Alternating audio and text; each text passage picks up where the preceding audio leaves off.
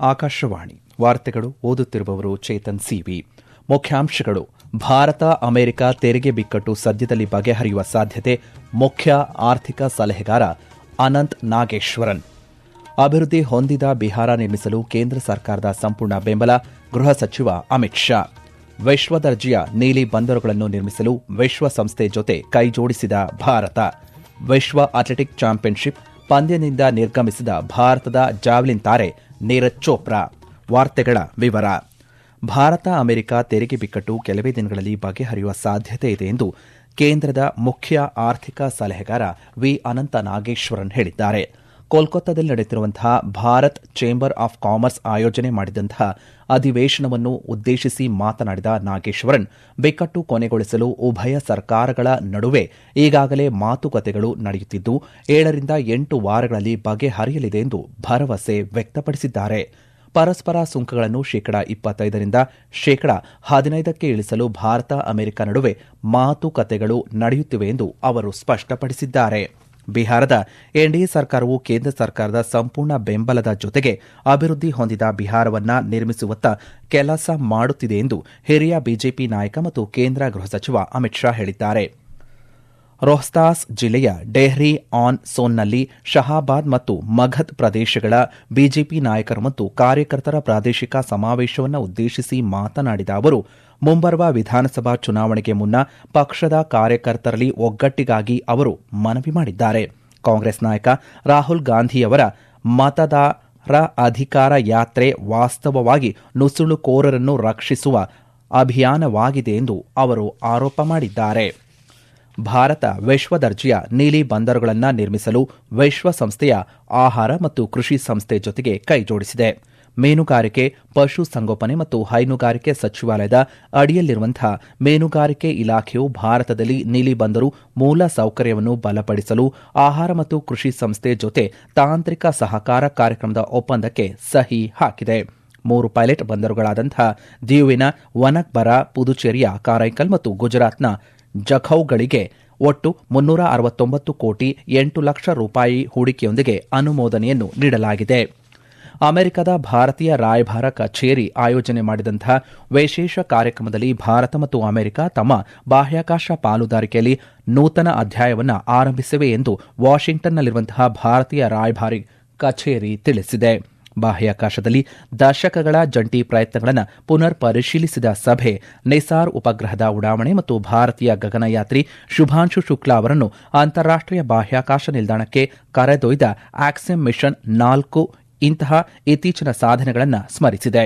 ಭಾರತೀಯ ರಾಯಭಾರಿ ವಿನಯ್ ಕ್ವಾತ್ರ ಭಾರತದ ಬಾಹ್ಯಾಕಾಶ ಕಾರ್ಯಕ್ರಮದ ಭವಿಷ್ಯದ ಬಗ್ಗೆ ಮಾತನಾಡಿದರು. ನಾಸಾದ ಡಾ ಕರೆನ್ ಸೇಂಟ್ ಜರ್ಮೈನ್ ಅವರು ನಿಸಾರ್ ಮಿಷನ್ ಮತ್ತು ನಾಸಾ ಹಾಗೆ ಇಸ್ರೋ ನಡುವಿನ ತಂಡದ ಕೆಲಸಗಳ ಬಗ್ಗೆ ಚರ್ಚೆಯನ್ನು ನಡೆಸಿದ್ದಾರೆ. ಪ್ರಧಾನಿ ನರೇಂದ್ರ ಮೋದಿ ಹಾಗೂ ನೂತನವಾಗಿ ನೇಮಕಗೊಂಡಂತಹ ನೇಪಾಳ ಪ್ರಧಾನಿ ಸುಶೀಲಾ ಕಾರ್ಕಿ ಇಂದು ದೂರವಾಣಿ ಸಂಭಾಷಣೆಯನ್ನು ನಡೆಸಿದರು. ನೇಪಾಳ ಪ್ರಧಾನಿ ಕಾರ್ಕಿ ನರೇಂದ್ರ ಮೋದಿ ಅವರಿಗೆ 75ನೇ ಹುಟ್ಟುಹಬ್ಬದ ಶುಭಾಶಯಗಳನ್ನು ಕೋರಿದ್ದಾರೆ. ಇದಕ್ಕೆ ಪ್ರತಿಯಾಗಿ ನೇಪಾಳದ ಪ್ರಧಾನಿ ಹುದ್ದೆಗೆ ನೇಮಕಗೊಂಡಿರುವುದಕ್ಕಾಗಿ ಪ್ರಧಾನಿಯವರು ಕಾರ್ಕಿ ಅವರನ್ನು ಭಾರತದ ಪರವಾಗಿ ಅಭಿನಂದನೆ ಸಲ್ಲಿಸಿದ್ದಾರೆ. ನೇಪಾಳ ಮತ್ತು ಭಾರತದ ನಡುವಿನ ಶತಮಾನಗಳಷ್ಟು ಹಳೆಯದಾದಂತಹ ಸ್ನೇಹ ಸಂಬಂಧಗಳನ್ನು ಅವರು ನೆನಪಿಸಿಕೊಂಡಿದ್ದಂತಹ ಕಾರ್ಕಿಯವರು ನೇಪಾಳದ ಇತ್ತೀಚಿನ ರಾಜಕೀಯ ಬೆಳವಣಿಗೆಗಳ ಕುರಿತು ಪ್ರಧಾನಿ ಮೋದಿಯವರಿಗೆ ವಿವರಿಸಿದರು.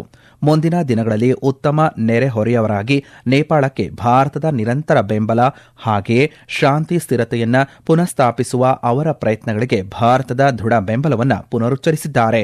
ಪ್ರಧಾನಿ ನರೇಂದ್ರ ಮೋದಿಯವರು ನಾಳೆಯ ರಾಷ್ಟ್ರೀಯ ದಿನದಂದು ನೇಪಾಳದ ಜನರಿಗೆ ಶುಭಾಶಯಗಳನ್ನು ಸಲ್ಲಿಸಿದ್ದಾರೆ. ಸೇವೆ ಮತ್ತು ಪ್ರಶಾಸನದ ಮಂತ್ರದಿಂದ ಪ್ರೇರಣೆ ಪಡೆದಂತಹ ಪ್ರಧಾನಿ ನರೇಂದ್ರ ಮೋದಿಯವರ ನೇತೃತ್ವದ ಸರ್ಕಾರವು ಪರಿವರ್ತನೆ ಮತ್ತು ಪ್ರಗತಿಯನ್ನು ತರಲು ಅವಿಶ್ರಾಂತವಾಗಿ ಶ್ರಮಿಸುತ್ತಿದೆ. ಇಂದು ಈ ವಿಶೇಷ ಸರಣಿ ಸೇವಾ ಪರ್ವ್ನಲ್ಲಿ ಕೃಷಿಯಲ್ಲಿ ಮುಂದುವರಿದ ತಂತ್ರಜ್ಞಾನದ ಮೂಲಕ ಮೋದಿ ಸರ್ಕಾರವು ರೈತರ ಜೀವನವನ್ನು ಹೇಗೆ ಪರಿವರ್ತಿಸಿದೆ ಎಂಬುದನ್ನು ತಿಳಿಸಲಾಗುತ್ತಿದೆ. Agriculture is the backbone of India's economy and culture. It sustains millions of families and continues to define a nation's identity. As India enters the Amrit Kal, empowered farmers are ready to take the country from self-reliance to leadership in food production. During the last 11 years, the Agriculture Ministry's budget has increased from nearly 22,000 crore rupees to over 1,37,000 crore rupees. The Prime Minister has reiterated in his address to the nation from the ramparts of the Red Fort that India's farmers are government's biggest priority and no compromise will be made on farmers' interests. ನಮ್ಮ ವಿಶಾಲವಾದ ಹೊಲಗಳಲ್ಲಿ ಮೌನ ಕ್ರಾಂತಿಯು ತೆರೆದುಕೊಳ್ಳುತ್ತಿದೆ. ಅಲ್ಲಿ ನಮ್ಮ ರೈತರ ಬುದ್ಧಿವಂತಿಕೆಯು ಈಗ ತಂತ್ರಜ್ಞಾನದ ಶಕ್ತಿಯಿಂದ ಬಲಗೊಂಡಿದೆ. ಸೇವೆ ಮತ್ತು ಸುಶಾಸನದ ಮಂತ್ರದಿಂದ ಪ್ರೇರಣೆ ಪಡೆದಂತಹ ಪ್ರಧಾನಿ ನರೇಂದ್ರ ಮೋದಿಯವರ ನೇತೃತ್ವದಲ್ಲಿ ನಡೆಯುತ್ತಿರುವಂತಹ ಸರ್ಕಾರವು ಕೃಷಿಯು ತಂತ್ರಜ್ಞಾನ ಚಾಲಿತ ರೂಪಾಂತರವನ್ನು ಅಳವಡಿಸಿಕೊಳ್ಳುತ್ತಿದೆ. ರೈತರಿಗೆ ನಾವೀನ್ಯತೆ, ಒಳಗೊಳ್ಳುವಿಕೆ ಮತ್ತು ಸಮೃದ್ಧಿಯೊಂದಿಗೆ ಅಧಿಕಾರವನ್ನು ನೀಡುತ್ತಿದೆ. ಈ ವಾರ್ತೆಯನ್ನು ಆಕಾಶವಾಣಿಯಿಂದ ಕೇಳುತ್ತಿದ್ದೀರಿ. ನಿಮ್ಮ ಅನುಕೂಲಕರ ಸಮಯದಲ್ಲಿ ಆಕಾಶವಾಣಿ ಸುದ್ದಿಗಳನ್ನು ಆಲಿಸಲು ನಮ್ಮ ಯೂಟ್ಯೂಬ್ ಚಾನೆಲ್ ಆಕಾಶವಾಣಿ ನ್ಯೂಸ್ ಕನ್ನಡವನ್ನು ಸಬ್ಸ್ಕ್ರೈಬ್ ಮಾಡಿ. ನಮ್ಮೆಲ್ಲ ಕೇಳುಗರು ನಮ್ಮ ಫೇಸ್ಬುಕ್ ಖಾತೆ ಆಕಾಶವಾಣಿ ಆರ್ಎನ್ಯು ಬೆಂಗಳೂರು ಧಾರವಾಡ ಮತ್ತು ನಮ್ಮ ಟ್ವಿಟರ್ ಖಾತೆ @AIR News _ಕನ್ನಡವನ್ನು ಅನುಸರಿಸಿ. ಪ್ರಾದೇಶಿಕ ಸುದ್ದಿ ವಿಭಾಗ ಬೆಂಗಳೂರು ಹಾಗೂ ಧಾರವಾಡದ ಎಲ್ಲಾ ಸುದ್ದಿ ಸಂಚಿಕೆಗಳು ನಮ್ಮ ಸಾಮಾಜಿಕ ಮಾಧ್ಯಮ ಖಾತೆಗಳಲ್ಲಿ ಲಭ್ಯವಿರುತ್ತವೆ. ದೇಶದ ಒಟ್ಟಾರೆ ತೆರಿಗೆ ಮತ್ತು ಆದಾಯ ವ್ಯವಸ್ಥೆಯನ್ನು ಆಧುನೀಕರಿಸುವುದು ಮತ್ತು ಸರಳಗೊಳಿಸುವುದು ನೂತನ ಯುಗದ ಜಿಎಸ್ಟಿ ಸುಧಾರಣೆಗಳ ಉದ್ದೇಶವಾಗಿದೆ ಎಂದು ಕೇಂದ್ರ ಹಣಕಾಸು ಸಚಿವೆ ನಿರ್ಮಲಾ ಸೀತಾರಾಮನ್ ಹೇಳಿದ್ದಾರೆ. ಅವರು ಇಂದು ಕೋಲ್ಕತ್ತಾದ ರಾಷ್ಟೀಯ ಗ್ರಂಥಾಲಯದಲ್ಲಿ ಮುಂದಿನ ಪೀಳಿಗೆಯ ಜಿಎಸ್ಟಿ ಸುಧಾರಣಾ ಸಮಿತಿ ಆಯೋಜನೆ ಮಾಡಿದಂತಹ ಕಾರ್ಯಕ್ರಮದಲ್ಲಿ ಮಾತನಾಡುತ್ತಾ ಸರಕು ಮತ್ತು ಸೇವಾ ತೆರಿಗೆಯಲ್ಲಿನ ಸುಧಾರಣೆಗಳ ಕುರಿತು ವಿವರಿಸಿದರು. ತೆರಿಗೆ ದರಗಳನ್ನು ಕಡಿಮೆ ಮಾಡಿರುವುದು ಮಾತ್ರವಲ್ಲದೆ ಆದಾಯ ತೆರಿಗೆ ಕಾಯ್ದೆಯನ್ನು ಹೆಚ್ಚು ಸಮಕಾಲೀನಗೊಳಿಸಲಾಗಿದೆ ಎಂದು ಅವರು ಈ ಸಂದರ್ಭದಲ್ಲಿ ಹೇಳಿದರು. The new generation GST reforms is a thorough review and a proposal which resulted in a proposal after the review. So the thorough review is what? In the last 8 years, keeping the framework intact, which was a framework formed at the stage of introducing GST, and we kept improving it in the last 8 years. ಸುಧಾರಣೆಯನ್ನು ಕೇವಲ 8 ತಿಂಗಳ ಒಳಗೆ ಜಾರಿಗೆ ತರಲಾಗುವುದು. ಪ್ರತಿಯೊಬ್ಬ ನಾಗರಿಕರನ್ನು ನೂತನ GST ಸುಧಾರಣೆಗಳಿಂದ ಪ್ರಯೋಜನ ಪಡೆಯುತ್ತಾನೆ. ಹಬ್ಬದ ಅವಧಿಯ ಸಂದರ್ಭದಲ್ಲಿ ದುರ್ಗಾ ಪೂಜೆಗೆ ಮುಂಚೆ ಹೊಸ ತೆರಿಗೆ ದರಗಳು ಜಾರಿಗೆ ಬರುತ್ತವೆ ಎಂದು ಅವರು ಹೇಳಿದರು.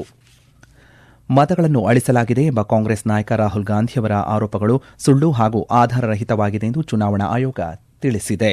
ರಾಹುಲ್ ಗಾಂಧಿಯವರ ತಪ್ಪಾಗಿ ಭಾವಿಸದಂತೆ ಯಾವುದೇ ಸಾರ್ವಜನಿಕರು ಯಾವುದೇ ಮತವನ್ನು ಆನ್ಲೈನ್ನಲ್ಲಿ ಅಳಿಸಲು ಸಾಧ್ಯವಿಲ್ಲ ಎಂದು ಆಯೋಗ ಹೇಳಿದೆ.